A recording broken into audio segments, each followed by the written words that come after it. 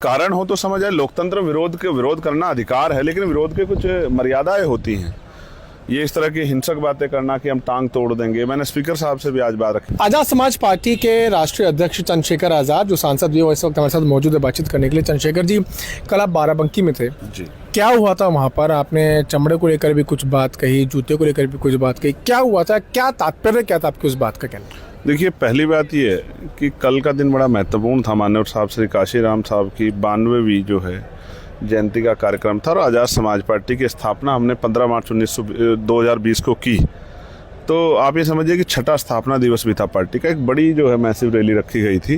माननीय काशीराम साहब का जो कम समय मिलने के कारण अधूरा सपना रह गया था कि वो देश के प्राइम मिनिस्टर नहीं बन पाए, उसको पूरा करने के लिए तो सरकार द्वारा पोषित संगठनों के लोगों ने वहाँ धमकियाँ दी और लगातार 10 दिन में, और कानून व्यवस्था की बात गृह मंत्री भी करते हैं उत्तर प्रदेश की और मुख्यमंत्री भी करते हैं, लेकिन 10 दिन तक लगातार एक चुने हुए सांसद को, एक पार्टी के राष्ट्रीय अध्यक्ष को धमकियां दी गई और जातीय दंगा कराने का, माहौल बिगाड़ने का, हिंसा करने का, हत्या करने का, ये सब बातें कही गई। अंत में मुकदमा लिखे जाने के बाद ही पुलिस ने कार्रवाई की कि उस व्यक्ति को, उक्त व्यक्ति को या उस समूह को हाउस अरेस्ट किया। इससे स्पष्ट होता है कि जानबूझ के सत्ता पोषित जो संगठन हैं और जो सत्ता की सोच है वो कमजोर वर्गों के विरोध में है, इसलिए वो इस तरह का अब क्योंकि उन पे कोई विषय नहीं है, जातीय दंगा करा के, हिंसा करा के वो चुनाव को प्रभावित करना चाहती है। ये उत्तर प्रदेश सरकार की जो फेल लॉ एंड ऑर्डर का जो एक स्पष्ट जीता जागता उदाहरण है। लेकिन ये क्या आपका विरोध करने का कारण क्या? एक व्यक्ति चैलेंज कर रहा है पूरी सरकार के इसको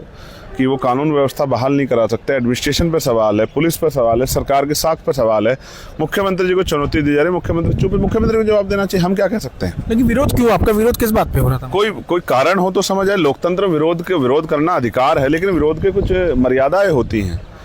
ये इस तरह की हिंसक बातें करना कि हम टांग तोड़ देंगे, मैंने स्पीकर साहब से भी आज बात रखी, होम कमेटी में बात रखी कि और मैं जो हत्या कर देंगे जानबूझ के। देखिए, मैं कह रहा हूँ कि हम लोग डरते नहीं हैं, हमारे कार्यकर्ता कमजोर नहीं, हमारे कार्यकर्ता हमको मुंह तोड़ जवाब दे सकते हैं, लेकिन हम हिंसा से दूर हैं, संविधान को मानने वाले हैं। वो जबरन हमारे संगठन को हिंसा में झोंकना चाहते हैं। लॉ एंड ऑर्डर मेंटेन करने की और हर आदमी की गरिमा सम्मान की रक्षा करने की जिम्मेदारी पुलिस के, एडमिनिस्ट्रेशन, सरकार की है। तो इसका मतलब उत्तर प्रदेश में विपक्ष के लोग रैली नहीं कर पाएंगे। मैंने ये कहा भी है, कल प्राइम मिनिस्टर रैली करेंगे, कल मुख्यमंत्री रैली करेंगे, हमारे लोग भी इस तरह खड़े हो जाएं कि हम हाथ तोड़ देंगे, पैर तोड़ देंगे, तो मैं तो इस बात को सही नहीं मानता हूं। कैसे जवाब देंगे? नहीं, हम तो लोकतंत्र में वोटों को तैयार करके, भाईचारा बनाकर वोट के दम पे हमारे लोग जवाब देंगे।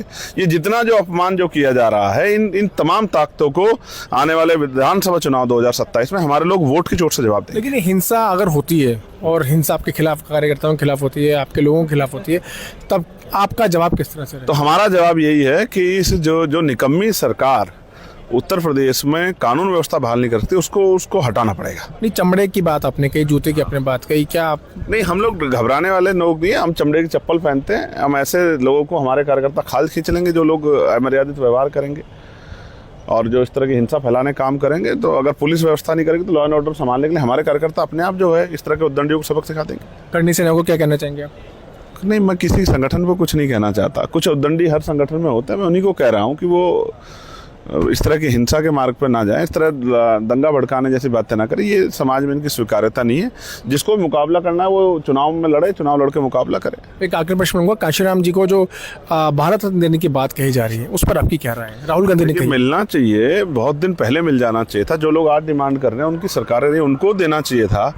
लेकिन मैं फिर कहता हूँ, ये आज़ाद समाज पार्टी का बढ़ता प्रभाव, वरना जो महापुरुष 2006 में चले गए, 2026 20 साल तक उनकी याद क्यों नहीं आई?